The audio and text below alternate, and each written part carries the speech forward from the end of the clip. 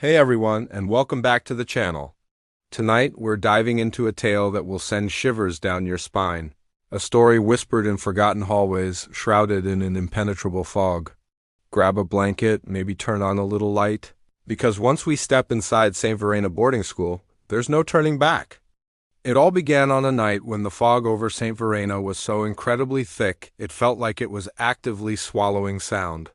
Every rustle of leaves, every distant whisper, every one of my own footsteps seemed to be muffled, absorbed into that damp, black air. And then, a sound that shouldn't have been possible. The old chapel bell, which had been silent, dead since the devastating fire of 1989, rang out. One solitary, echoing peal that cut through the silence like a pulse from the grave.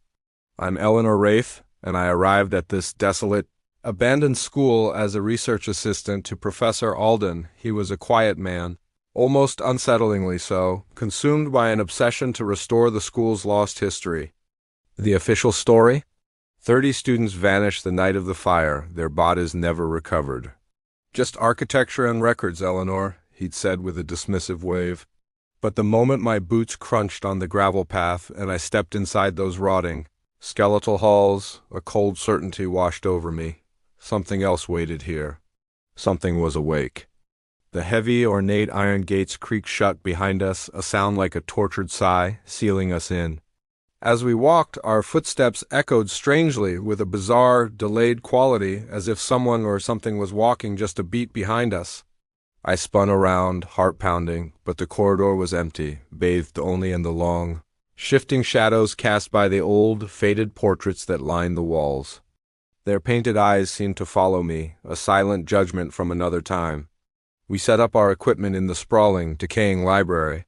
The air hung heavy with the smell of ash and decay, the shelves filled with burned, brittle books, each one like a tiny gravestone for forgotten knowledge.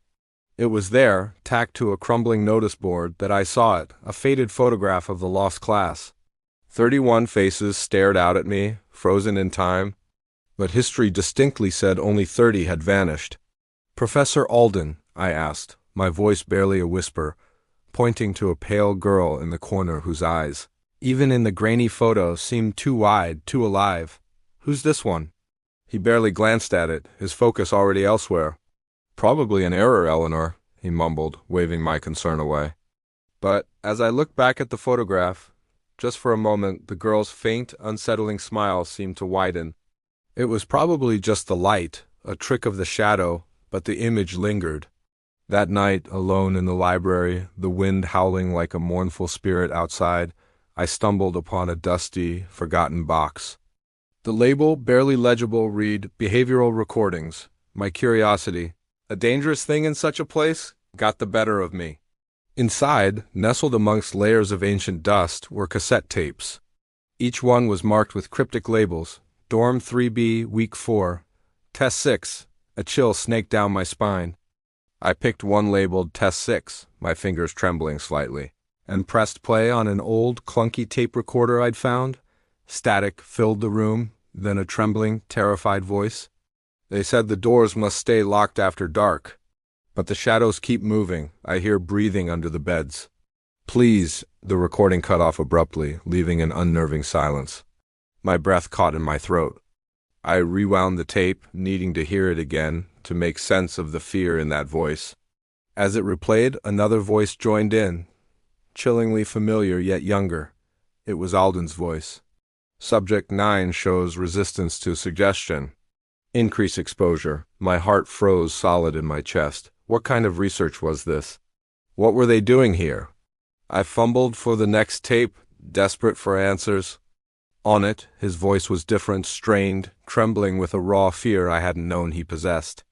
"They think it's an experiment. We think it's containment. Either way, it's too late."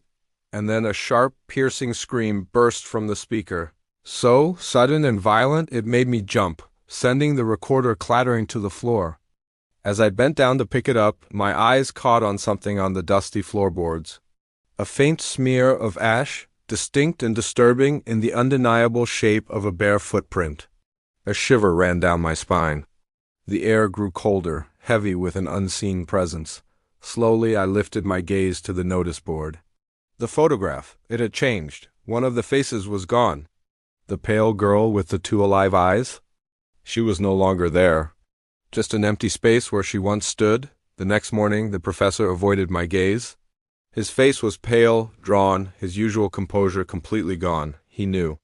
"You found the tapes," he said softly, his voice devoid of its usual academic distance.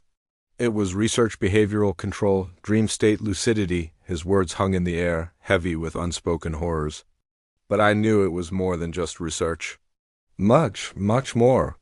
And the fog outside seemed to press even closer, ready to claim us. What do you think happened at Saint Verena? What was Professor Alden truly trying to contain? Let me know your theories in the comments below. If you found this chilling tale captivating, please hit that like button, subscribe for more terrifying stories, and ring the notification bell so you don't miss our next descent into the unknown. Thanks for watching and stay safe out there. If you can.